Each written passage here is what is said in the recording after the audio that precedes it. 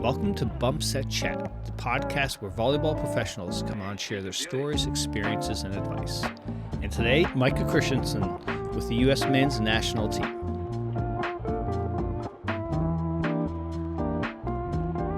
Welcome to Bump Set Chat, a podcast for volleyball professionals to come on and share their stories, experiences, and advice. And today, I am super excited. I have Micah Christenson from the U.S. national team. Welcome. Thank you. Thanks for having me. Excited to chat some ball. Yeah, absolutely. So really appreciate you doing this. So the way we start the podcast off was sort of 3 random questions. So are you ready? Let's do it. All right. Fire away. So growing up as a kid, what was your favorite NBA team? Dallas Mavericks. Oh, I fell in love with Dirk Nowitzki. Dirk. Yeah, in Hawaii you get to choose whoever. Right? Yeah, so that's true. I loved Dirk Nowitzki, and I've been following them ever since. We passed the torch to another Euro, Luka Doncic. So we're sitting pretty. I modeled my game after Dirk. That's kind of how I played, and so that's my spot. Easy. Now was that the years when he had Jason Kidd as his point guard? Oh yeah.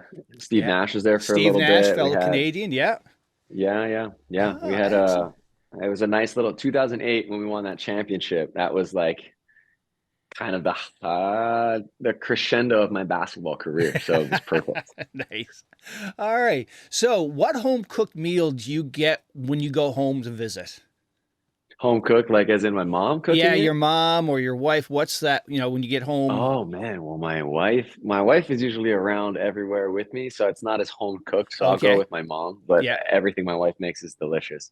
My mom is a little more nostalgic. It used to be like fried rice. She used to make that fried rice for me all the time. Yeah. Now I'm not as young as I used to be, so I can't afford 2 giant mounds of fried rice. But that was always my answer. It was a go-to. Nice. All right. And final question. So you're hitting the road. What are you listening to? What's on that playlist? Oh man, a lot of things. I bounce around. I'm a hip hop fan. I'm a country fan. I like to listen to like my worship music as well. I like to listen to my reggae music, like Hawaiian style music as well. It depends on the mood of the day, but when I see a bunch of snow outside, it's always nice to listen to a little bit of Hawaiian style reggae to bring a smile to my face. Excellent. All right. So let me first off saying congrats on qualifying for Paris. That's super cool and amazing. And also you got named best setter at the VNL for 2023. Yeah, pretty cool. Had a pretty successsible summer, you could say, but it's just the beginning, hopefully. Absolutely, and we'll get into that a little down the road here. So, originally you're from Hawaii. When did you first touch a volleyball? Ooh, I bet you it would be kind of right when I was born. My mom was a volleyball player. She played collegiately. And my dad was a basketball player, so balls were all around. Yeah, I was shooting baskets and hitting balloons around the house. So a faux volleyball, if you may, is a balloon acting as a volleyball, but that is I was around it quite a bit and just watching, but also just kind of touching it. I wasn't really seriously playing volleyball for a long, long time until I was about 13. Yeah, like joining a club, practicing, all that kind of stuff. Like, I'd go watch my mom play in adult leagues and pepper with my dad on the side. But that was about it. Yeah. So, but I was touching the ball at an early age. So when you did get into club, were you doing high school as well, or club was your first, sort of dabble into sort of that competitive volleyball space? To be honest, I don't remember which one was first, either middle school volleyball team or club volleyball team. I would have to guess probably the club volleyball team, but it was just the beginning, kind of learning all that kind of stuff, getting together with a big group of my friends, and we were able to have some success pretty early at the club level, and then that gave me a lot of confidence to be able to go and make my middle school team and do all that kind of stuff as well. So where does volleyball rank sort of in the sports hierarchy in Hawaii? Like, playing in middle school, have a boys team, that's, out here in the Northeast, New England area, that's not a common thing you see. Yeah, volleyball's definitely popular. I think just culturally in Hawaii, it's always been pretty popular. fortunately, we can play year round, Mm-hmm. whether it's outside or in open gyms, that Yeah. we're not really confined by different seasons. Yeah. But what's cool is like you go to a park, you'd be driving at 8 o'clock at night and the lights will be on at the park and it's asphalt out there with 6-on-6 playing No volleyball, way. just like having fun. A lot of big Polynesian families are out there playing Yeah. volleyball, just enjoying the game. And like you'd be surprised at how good kind of the ball control is. Hawaii's not known for being very tall, right? Right. And so by nature, you got to be good at ball control. Yeah. And so it was a great foundation to have growing up in Hawaii. Nice. And then fortunately, I sprouted to be taller than most. And now, what was the hook volleyball had on you? Or was it just sort of like a sport you dabbled in and basketball was your sort of, main? Yeah. Yeah, that's exactly it. Basketball was my first sport forever. And you know, during high school, for sure, people would, if they were like, "Oh, that's Micah," they'd be like, "Oh, he's the basketball player, Yeah. not the volleyball player," because basketball, I guess, was a little more popular back in the actual high school Yeah. sports hierarchy, let's say. But at the same time, volleyball was still very popular. But I was able to try out for like the USA youth junior team and made a roster, and then I was named to the youth like national team, and so I was traveling to Italy in high school. Wow. With USA volleyball, Yeah. and competing for USA at 16 years old, playing at the like U19 level. And so I was like exposed to all that and like, oh wow, Holy cow. this is kind of like, this is bigger than just what I thought it was Yeah. in Hawaii and in the States and all that kind of stuff.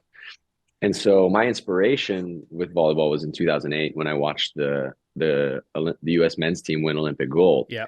And I was like, I want to do that. I want to go to the Olympics and win the gold medal. Like that looks amazing. Yeah.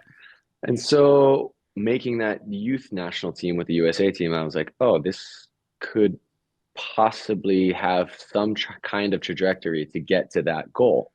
And so it allowed me to pursue volleyball more and go to college for volleyball. Yeah. And that's when I chose, I could go to college for basketball, go to college for volleyball. And it was like volleyball, I can see super, super long term, like the highest level in the world. That sounds really cool. Yeah. Were you a setter out of the gates? You said you sprouted up late, so Yeah, it's a good question. I didn't want to be a setter, and my 14s coach, Larry Tuileta, he told me, he said, "You're gonna be our setter." And I was like, "Dude, coach, I'm the tallest guy on the team. I'm arguably the best player on the team. Like, why would you make me as a setter? Like, let me score some points. I want to be that guy, you know?" And so a couple other coaches were like, "You're gonna thank him later." Yeah. And sure enough, here I am thanking him later. Oh wow. And so I was our setter, but I played outside hitter. I played opposite. Yeah. I did I learned all of the fundamentals and the skills around that. And then it's funny enough, I played outside hitter in high school for my high school team because we needed an outside hitter. Yeah. And I was a setter for my club team. And so I was able to do both and understand and learn both at a pretty high level for high school, whatever level. And so that I think was super beneficial for me as well, to be able to experience those two positions at a higher level, which was great for me. Yeah. I can imagine you're like, I'm a hitter. Nobody walks into a gym and hears the setter. You walk into a gym, you hear somebody pound that ball, you snap your head over like, all right, that's, Yeah, it takes a little longer look to understand that the setter's there. Yeah. We still get it. Well, I won't say we're not like liberos or middle blockers where they got it harder than us in terms of that. But it's definitely wasn't the first choice. But it turns out now it's absolutely my first choice. It's definitely the most fun position in my opinion. It really is. Yep, you're like that quarterback essentially.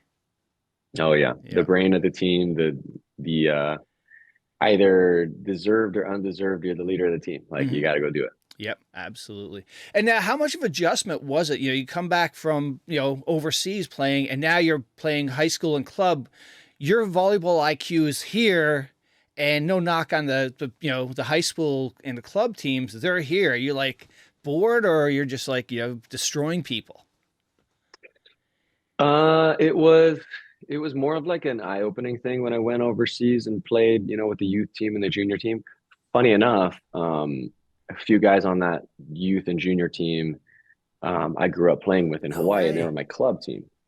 So we reunited on the club team and Oh God. and dominated for a long time, and actually never won a gold. Won a lot of bronzes and silvers, Yeah. but never a gold in the club scene. But still, we're a force to be reckoned with. Yeah. And so it was just a cool learning experience. It's kind of funny that you mentioned it in that context because I never really bring it back to the high school context. But we might get to this later. But like in college, it was a very similar situation Yeah.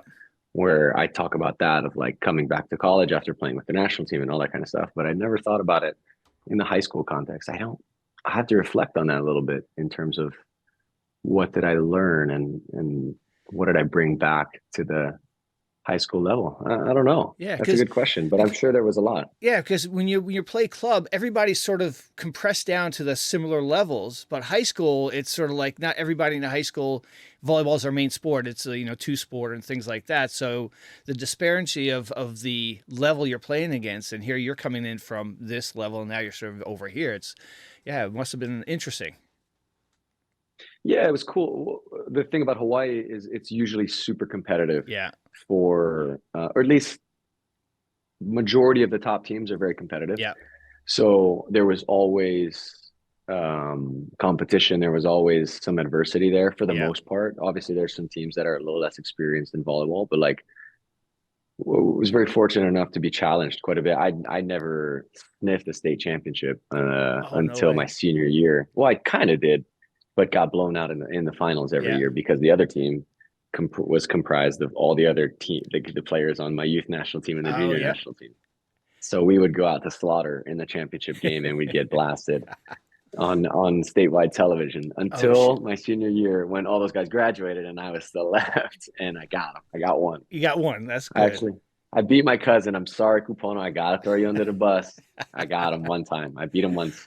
Well, he was on the pod earlier, and he threw you under the bus, saying, "I got to have you on the podcast." So I was like, "Yeah, I'm sure that test. Like, come on, why did you do that to me?" Nah, let's do it. I love talking. I love enjoy. It's fun. Excellent. And now, sort of back to that U.S. national exposure. How did is Hawaii a hotbed for talent, and that's sort of like the scouts or whoever's available, sort of with the national team, they're sort of always scouting, checking out the players coming out of Hawaii. Yeah, it's a little. I would agree. Yes, Hawaii. I do think has shown to have some talent coming out of it for sure. Yeah. That being said, with like the youth national team and the junior national team, those are like the younger. It's like U19, U21. With the U19 team, it's usually like they have like these regional tryouts. So you'll have regional coaches as well. Yeah. You don't have scouts from national teams coming in, and then they evaluate, and then you go to this kind of central camp um, that everybody comes from different regions and participates in, and then you compete against each other. You kind of you make a first team and a second team, and you test your skills against the best in the country. Yeah. And so I was able to go to one of those and then be able to be selected for the youth team for the following year. And Nice. so yeah, that was a really fun experience. But yes, I do think Hawaii is very talented. I mean, we had in the last two Olympics, we've had 3 out of 12 players, 25% of the players Yeah. were born and raised in Hawaii. Nice. And so, we're around, that's Yeah. for sure. For any kids, that are about to get involved into the national level, any advice for them or their parents, sort of what to expect? It's such a valuable experience. I would encourage most people to do it. I do think it can be hard for some families. Like they've never, been away from their children. I have 3 kids now, so I'm thinking. You just made me think about like, oh man, away from the house for the first time. That can be tough, but at the same time, it's such a wonderful experience to be able to not only like compete against the best players around the world at your age, but also compete with the best players in the country Hmm. that they'll be competing against throughout their probably club careers, probably college careers. And so to be able to not only kind of build that camaraderie with those around you, but also test the waters a little bit, see what's out there, see how big volleyball is internationally, not just in the bubble of the United States. Yeah. It's exciting. If you can swing it and you can make it happen without, whether it be, I don't know, financial or time consumption issues, like if you can swing it, I would encourage people to do it for sure. It's an honor. It's a huge honor. Oh, absolutely. Yeah. And now, looking back on your sort of U19 and before, sort of younger experience, what, any highlights that stick out that like, wow, that was cool, or yeah, we played volleyball over here, or is it really just, the friendships that you developed out of that? Yeah, I've got just a lot. I mean, countless experiences, whether it's the training camps that we go to when we were in Geneva, Ohio, training at this one place, staying at the same hotel for, a week, 2 weeks, and then traveling overseas. I was very lucky. My kind of group, so it goes like youth and junior, so U19, U21, and then obviously you grow up and you get out of it, and there's a new cast that comes in. So we were very fortunate to go to Italy and Brazil. Rio de Janeiro, Jesolo, Italy, which is like a beach town, and Rio de Janeiro, Brazil. Wow. So we went to some great destinations for our world championships. The people that were above the age kind of group above us had some maybe different, less touristic places where the food was a little less settling with their stomachs, and so they had some horror stories. Oh no! While we didn't have any. So in terms of horror stories, but we had a wonderful experience. I mean, I think this record was just broken this past summer, but we've had highest finish in US's history, which was 4th at a World Championships.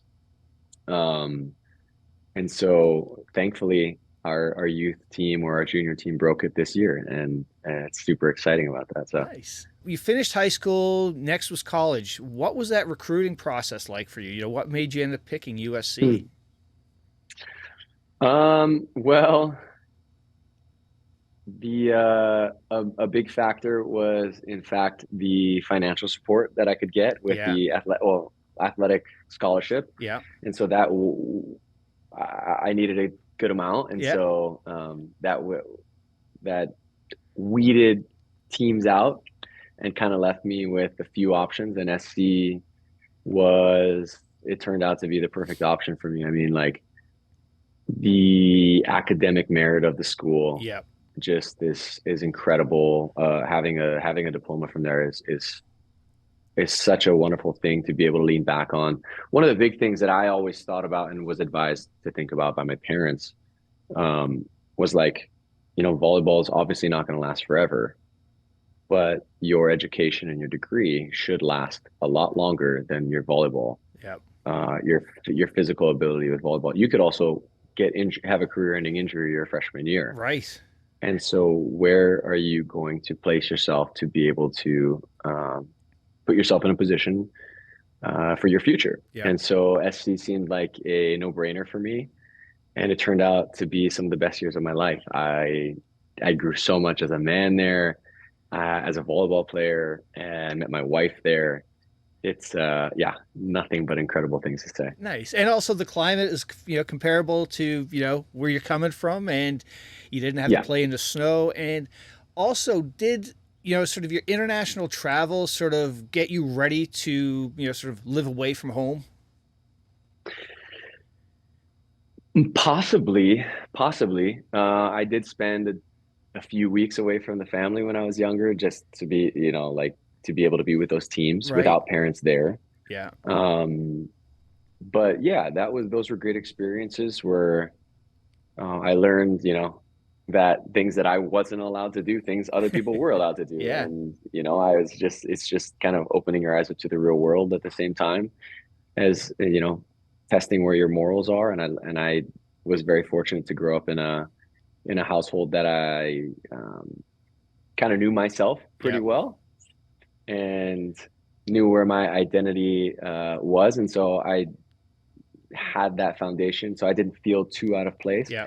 But you can never really prepare for living on your own, like straight up living on your own, Yeah. until you go do it in college. And so that was a fun like discovery process, and meeting new friends and doing all those things that eventually we formed some lifelong friendships Yeah. together. While at USC, were you still involved in the national team?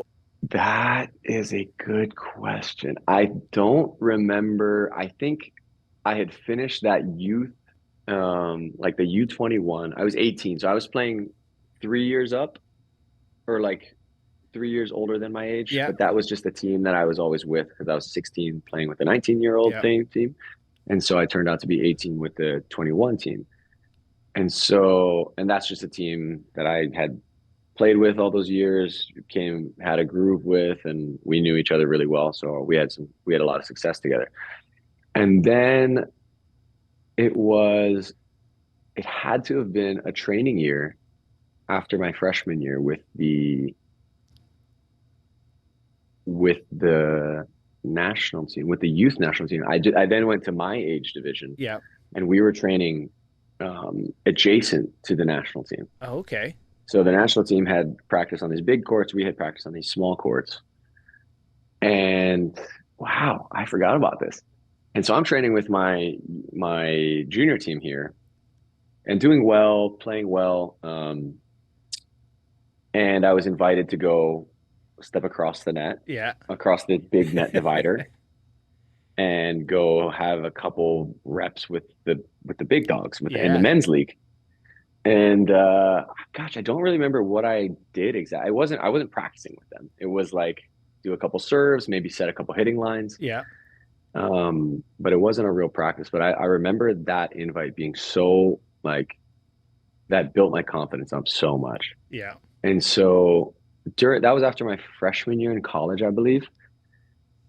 And then after my sophomore year, where we had a lot of success my freshman year. And then my sophomore year, we graduated the National Player of the Year.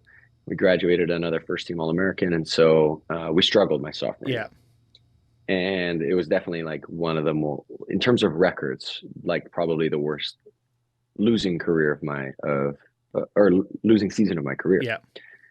And so, yeah, it was a lot of mental battles, with internal battles that year, keeping on, work hard. Like it's going to come. And then after that year, my college coach got a call from the head coach of the national team, was like, hey, like, we'd love to possibly see Micah in the national team gym.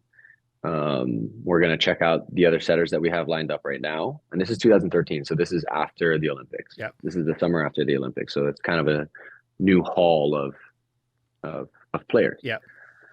So we're got these setters. We're going to check them out. If we don't have like a solidified starting setter, or setters, like, then he can come in the gym and check it out. And so that turned into a summer. I stayed at SC for a little bit. I worked out in the summer, got stronger, and then went on a vacation with my best friend at SC. We went to Minnesota to his auntie's lake house for a few days, and it was so much fun. But little did I know that would be the last vacation I would take until like last true vacation I would take until the present day. And because later that summer I got the call, and and I jumped in the national team gym and didn't play. I didn't play any volleyball. I played a little bit of volleyball, but I was mostly wiping the floors and keeping score and all that kind of stuff. Yeah. And then I guess I can just keep going with the story if you don't mind. Yeah, no, absolutely. I kind of like morphed it into that. You're bringing back some fond memories. Yeah, and so I was just so happy to be in there. I was like looking around, like these are titans of the volleyball world. Right. Some of them Olympic gold medalists. Some of the best players in the world right now. I'm just like, yeah, is a floor wet? Like, let me come. I got you. Like, let me sprint over there and get it. And then one day there were only two setters in the gym at that time, and one of them sprained their ankle, and so sprained his ankle. And I'm like sitting on the scoreboard, and I'm like, Hey. I think I'm next up. I don't know if there's anybody. I was like super young. I was very young, especially at that period in the national team Yeah. regime. They didn't have a lot of college kids. If hardly, they didn't have any college kids. And so I'm like, does that mean I have to play? I get to play? So I got to play, and I was super nervous. But when it came time to when the whistle blew, it was time to compete, and I played. I mean, if I had to look back and watch video on it, I would say I played pretty bad Yeah. technically, but I competed, I think, really, really hard, and I won. I ended up winning a lot of those drills, and so it was hard to say, okay, now you're out because I kept winning and winning and winning. Right. And Yeah. so that's kind of where it's kind of the genesis of the national team trajectory. It was Yeah. like getting a lucky break, and maybe it was the only break I would ever get, but I took advantage of the one opportunity that I had. Yeah. Wow. So you were sort of like the Christian Laettner on the Dream Team, the original Dream Team. You know, the only college kid playing Yeah. with the Jordan, Magic, Bird, and whatnot. Yeah, I guess. I mean, yeah, I guess so because I can't recall if there were many in 2013 any college kids there, and so yeah, I got the shot. Thankfully, it would have been like as if every other player on the team got hurt and Leitner had to play. Right. But I got. I mean, I got lucky. I got very fortunate with the opportunity. But Yeah. I do believe that I prepared myself for that moment Yeah. by a lot of hard work. Excellent. And now, sort of something that I ask a lot of the the coaches from the college level is sort of applies to you, and getting to that national level. You're talking about wiping the floor, scorekeeping. That's a tough mental thing to adjust to, because here you are, sort of the alpha of your level. You're playing college, you're starting, and now at the national level, like you said, you're scorekeeping. But was it because it was at the national level you really didn't get in your head like, yeah, I'm here, or was it like still like, why can't I play? No, I mean it's the men's league. I'm Yeah. still a boy. Like I don't I mean there's no any chance that I would be like I deserve to be here and I am entitled to this and that and playing. If I'm going to be in the gym, I need to play. Like there's no way. Like Yeah. I was an honor. It was a privilege to just be wiping sweat up and be able to stand in the gym and watch these guys battle, Yeah. right? And so that's just like I think a pretty decent mentality to have if you're around it, or if you're just, I mean, like we get to play volleyball, even if on a high school level, like my school has volleyball and Yeah. offers volleyball, and you're able to play on a volleyball team and play a sport that you love, Mm-hmm.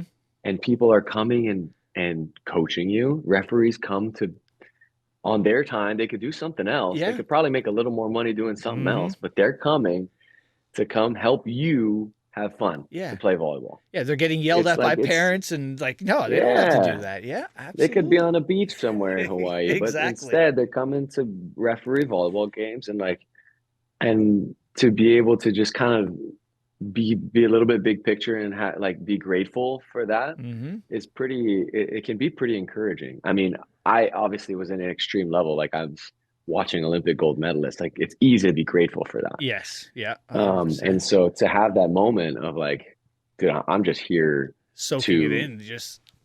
soak it in. Yeah, absolutely. Even when I was stepping on the court, I was like, oh my gosh, like I'm gonna soak this moment in.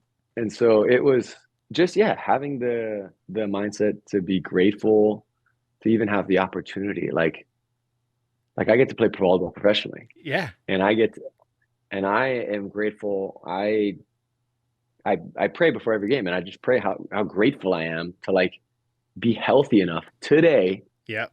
to step on this volleyball court and play volleyball. Yep. Absolutely. Like I'm hurting. Don't get me wrong, I'm hurting, but I'm physically able to run and jump and play, and so I'm grateful. And you can just tell you still love the sport, which is so important. No doubt, no doubt. Volleyball is like this beautiful mystery because it is such an impossible game. Yep. Like you can do everything right and be 50% imperfect. And so there's always this ability, and this like what makes me keep loving it is like I get to continue to strive for greatness and perfection, Mm-hmm. knowing that it's so far away. And you know, people can tell me like, "Oh, you're playing great. You had a great game, this and that." And you know, maybe I did. And personally, maybe I did feel like I had a pretty good game, but like, oh, I'm so inspired. I'm not put down by the things that I missed. Mm-hmm. I'm inspired to like get better and to maybe clean this one thing up. And maybe it's just like this constant mystery, little Rubik's cube that I'm trying to solve slowly. Yeah. And there's just so many wrinkles to volleyball that it's so much fun to be a part of it and play Yeah. it at the highest level. Yeah. And you're so right about, so that mysterious game is like you need to have all the pieces lined up, like your setters, your liberos, your hitters, and to, everything that needs to line up. But when you get it, it's going to be an amazing, experience and feeling. Yeah, and even when you do everything right in theory, everything you practice, everything you coach, their blocker could do something weirdly crazy and move his arms like this Yeah. and get a block, super lucky block, and then go block you. Yeah. And it's like, huh, okay. Or you could slam a ball down the line and the defender's closing his eyes and goes boop and digs you right perfectly to where the setter is. It's like volleyball is crazy, man. Yeah. It's giving and it's very unforgiving at the same time Yeah. because it'll give you a lot of lucky points, but it also take away some perfect ones. Yeah. And It's, there's it's not a lot of sports like that. no, and it's like the tape gods. When that ball hits that net, which way is it going to fall? Yeah. It's like it's karma, or it's You never balancing. know. Yeah, exactly. You never know. You got to be ready for everything. And even when you say you were ready, you probably weren't. Yeah, But at the same time, it's just kind of how the ball bounces sometimes. And that's the fun of it. You yeah, just try to put yourself in a position where you're not tied and where that tape ace really makes a huge difference. yeah, yep, So and yeah, you do your best. definitely. And now sort of closing up the college aspect of things. What was some of the highlights or good memories you have? You said you met your wife there, some great Hmm. relationships, but from the college volleyball aspect of things, what's a couple of memorable things that stick out for you? I mean, my freshman year, we made it to the national championship game and we lost in the championship. But that was a memorable run. We had I think, a pretty historic streak there. I don't know if it's been broken or not. I don't think it has, but streak of games. And just the ability to like really dive in to volleyball in my position and like it's not a job in college, but if you want it to be, you can kind of make it a job. Like you have so much free time in Yeah, college. You go to class, you do your thing, finish your homework, and then you got the rest of the day like to just do whatever you want. And so for volleyball or for athletes in general, or at least for me, we had an ID card that would just get us into the gym, right? So we oh could wow, study in our locker room. yeah, And a lot of us would study in the locker room because it was a nice quiet place, alone time as well. There wasn't a whole lot of other or there weren't any other students there. yeah. Um, but you also had access to the volleyball gym. And so I mean, I couldn't sleep. It's midnight. I just like, I'm just gonna go. I need to work on my serve. I'm gonna go serve 100 balls. Oh, nice. And just the ability to be able to do that, I think was really cool about college. Like I can't do that now Yeah. because there's employees at my gym that would get very angry at me if I tried to do that. Yeah. But when you're younger and you have that ability to go and go and go physically, Yep. um, I was just be able to learn about certain things and be able to explore like my own interpretation of volleyball. Yep. Nice. Very cool. And now, so you wrapped up college. Did you have a plan to go pro right after college, or you were sort of figuring things out? And were teams already reaching out to you and saying, "Hey, come here," or did you really have to go pursue them? I wasn't really familiar with professional volleyball when I first started college. I knew it was out there, but I never really thought about it. Like it never was a really conscious effort to think about it and think that it was a real possibility. And so as I got older and got onto the national team after my sophomore year, I was able to talk with all these guys and just be a sponge and soak up all their Right. professional experiences and talk about these places and this team and this country and where was very cool to play and where wasn't as accepting, or not accepting, but like as normal as it was in the States, like for your experience in college volleyball. And so that made me a lot more aware. And so I tried to gather up as much information as I could. And then after my junior year, I had a handful of really good offers overseas for some really good clubs, and that took a ton of contemplation to be able to leave, to possibly leave early, to turn down, to take a nice contract, and leave early, or finish my career at SC and finish the commitment that I made to USC. And after a lot of contemplation and prayer and whatnot, and talking with friends and loved ones and family, it was like, okay, I'm going to commit to USC and I'm going to finish my senior year. I've got a lot of things that, I've wanted to finish, and I committed here, and I told them that I'd be here. And so I'm going to be here. So I turned on a handful of pretty good contracts. And then hilariously, like a week after I made that commitment, in my personal commitment in my mind, also talked to SC, told SC, turned down the contracts, but I made that commitment in my head of like, I'm staying. One of the best teams in the world calls me because they had some problems with their setter. Shoot. Like some international transfer problem, and they called me with like double the money of whatever anyone else, the best. It was and I was like, dude, and my national team teammate was playing on it, and a good friend of mine, and he called me. I was like, dude, I just committed to it. I just committed to this, and I can't go back. For myself, I can't go back. But dude, if you called me a week earlier, I might have left.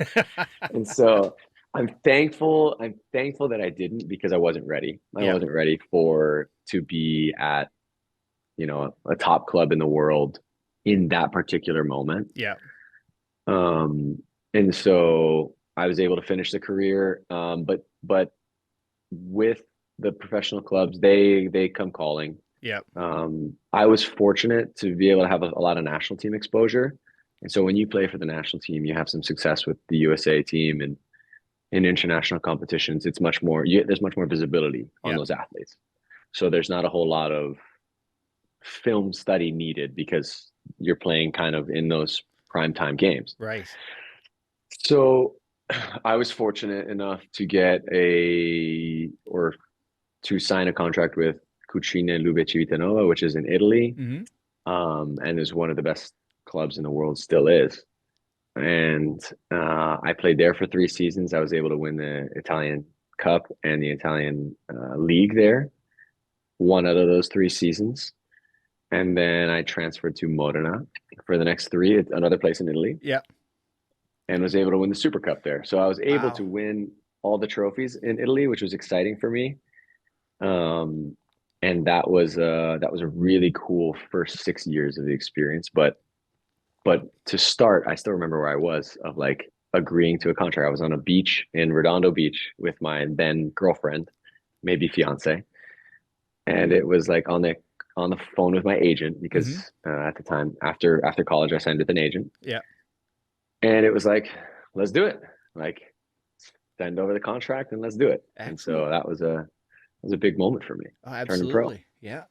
I'm a firm believer things happen for a reason. You committed to USC. Good for you to stick with it after, that big carrot got dangled in front of you. But, like your parents said, if something happens, at least you got that USC, paper to fall back on. Yeah, and I knew that I was not going back to school after being a pro for 10, 12 years too. I'm not going. I mean, if you told me now I had to go back and finish a year of college, I would just melt. I'm just like, It's been a while since I've been a But student, so what if they I like said, how we're at. "Hey, we'll give you one more year of eligibility"? Oh my gosh, I would put those athletic trainers to work. I would they would be working on me more than I'd be practicing. Absolutely. So now, for that, that pro first couple of years in pro, what were some of the tougher things to get used to? Was it just the whole new country, a different way they train and practice? Yeah, all of that, all Yeah. of those things. Just living like it's a different language, Yeah. right? And so I wasn't in Milan where a lot of people speak English.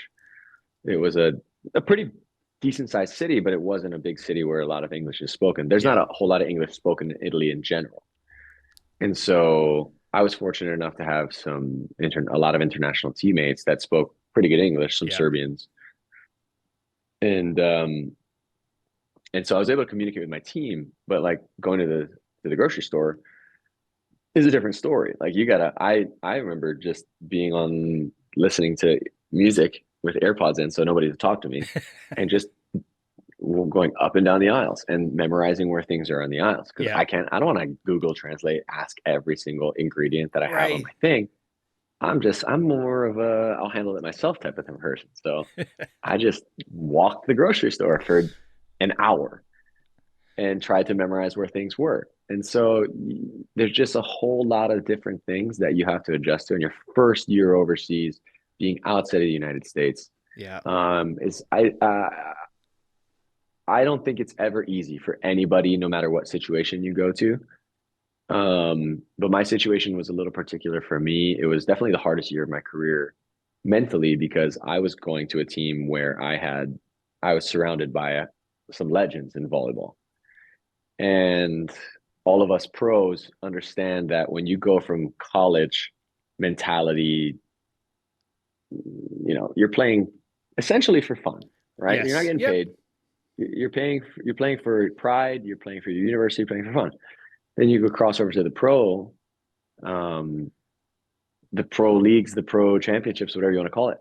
And you're playing for money, you got a job, you got people trying to provide for themselves, you got Yeah. coaches that will lose their jobs in the snap of a finger. Right. So there's a whole lot of different pressures and urgency, let's say. Yeah. And men's volleyball is one of the quickest turnovers in sports that I can see.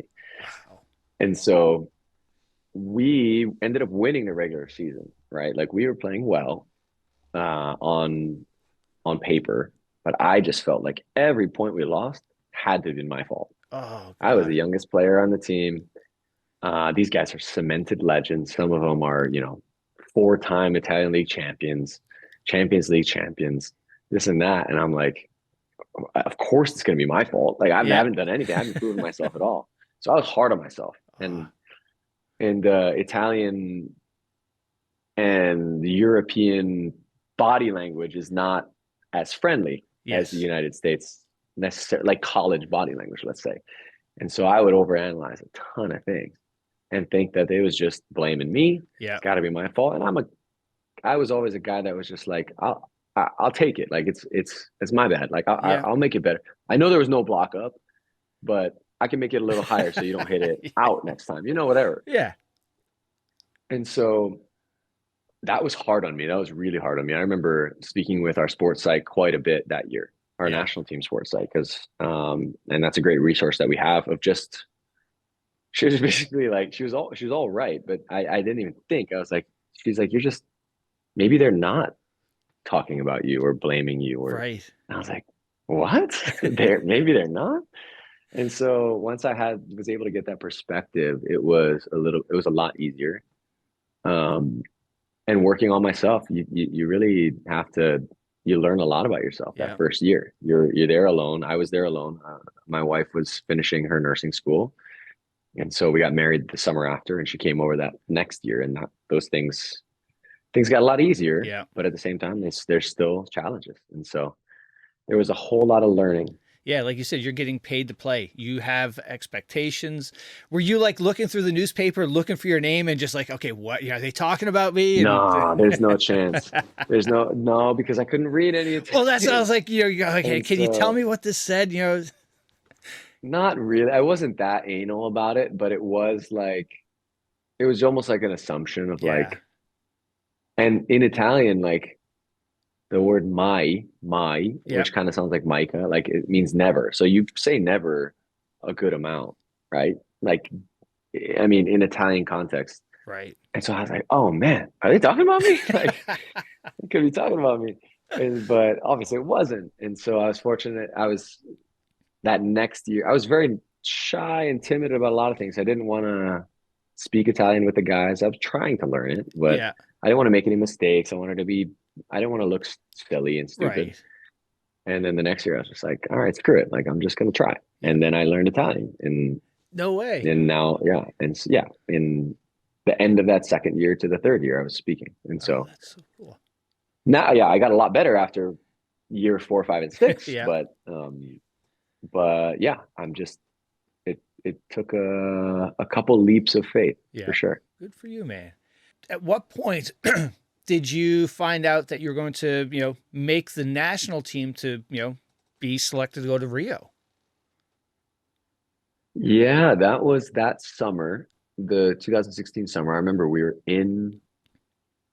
pretty sure we were in Brazil actually, in a hotel. Um, we were playing World League at the time, and so I had already been a starter for the national team for a Yeah. few years now, and we had won a World League in 2014. In while I was in college, so I couldn't accept any of that money, Oh, prize money. It was like shoot. 65 grand a head. Wow. And I mean, you can understand how much of a difference it can make for $5,000 for a Oh, kid in yeah. college. So 65,000 would have been crazy, but I was still in the NCAA, so I couldn't Yeah. take any of that money. And so, whatever, that's a tangent. But 14 we won, 15 we won a World Cup to qualify for the Olympics, and I was starting through all of these. So I had a pretty good idea that I was going to be going to the Olympics, but to go into a room, we went into a conference room in a hotel, Yeah. and I mean, you had the coaches sitting in like an arc and a chair right in the middle. Yeah. And so we probably had like 17 guys on the trip, possibly 16, and 12 people make an Olympic roster. Yeah. So there were 12 yeses and 4 or 5 no's, right? And so I just remember going in there and not knowing exactly what was going to happen, but having a pretty decent feeling. Yeah. And so it was like, well, welcome to the Olympic team. And it was just like, oh my gosh, like so many dreams and goals from when I was at such a young age Yeah. are being realized right now. And so that was a super special moment, just vivid memories of it. Yeah. Oh, It's, man. It's it's a crazy moment. amazing. From that, Olympic experience, what really sticks out, any lasting impact, on Yeah. the court or off the court. And you guys came home with bronze those Olympics, right? Yeah, yeah. I mean, what a crazy experience, an incredible experience. We lost a semifinal heartbreaker. It was just like that's easily the biggest game, the biggest loss of my career in terms of like heartbreak was a semifinal. And so we lost that. And so that was like, I mean, I was out of it in the Olympics you play, 1 day off, 1 day play, 1 day off, 1 day Yeah. play. So we had a day in between and I just like most of us, but me, I can speak personally. It was just like I just didn't want anything to do with anything. Like we lost Yeah. that opportunity for gold, and we are so close. We were playing well, and even in the bronze medal match, we went down. We were losing 0-2, and those first 2 sets, like I didn't really have too much motivation to be there. Like I couldn't snap myself out of like thinking about that loss. Yeah. And then we lost 0-2, and it was like, and then we all kind of sat and talked, and it was like, we have a chance for an Olympic medal. Yep. Like, let's go do it. And we turned around and we won 3-2. It was crazy. Wow. And so that was an amazing memory, piggybacking off of the worst in my career Yeah. in terms of volleyball. And so that was just I'm proud of that moment for sure, because to come back from that and to show resilience Mm-hmm. and maturity in that moment from all of us, from the whole team, was something to be proud Yeah, of. absolutely. It's amazing. And now, so then, 4 years later, we got Tokyo. We just, coming out of a global pandemic. What Yeah, it's was, brutal. yeah. So how was, what was that Olympic experience like? Because you probably had sort of contact tracing, all these rules in place. Yes, super different. Just couldn't leave the Olympic Village unless you're going to the competition hall or the training center. And so it was not as Olympic of an experience as you'd like it to be, Yeah. but it's still the Olympics, Yeah. right? And you're still playing for Olympic medals. And it came down to the last game of pool play for us, and we didn't make it out of pool play. We qualified for the quarterfinals, and that was a heartbreaker Yeah. but we were suffering a lot of injuries throughout the years leading up to that, and so there were a handful of question marks around that, Yeah. and we still put ourselves in a chance to make it to a quarterfinal round, and we didn't. Yeah. Turns out our group was incredible, and they all made it to the semis, and so Oh, we were in the epitome of the group of death. But at the same time, that's still a tough memory in terms of it's motivating. right. Like that is an extremely motivating memory, and I can't wait for another shot. And we got another shot as Well, long as we all stay healthy. yeah. And but we did our job this past summer to allow us another shot at it. Yeah, that was amazing. You guys qualified. You had a great record. Japan took you to five. Were you expecting that, or was it just like they're that good? Well, Japan is that good. Japan is that good. Fortunately enough, we had both qualified the night before. Oh, So okay. we had both got in. Japan had qualified. Japan had lost a game, which was a really big surprise. And we hadn't lost the whole match. So we had qualified the night before. Yeah. Japan eventually wins 3-0 and mathematically qualifies the night before.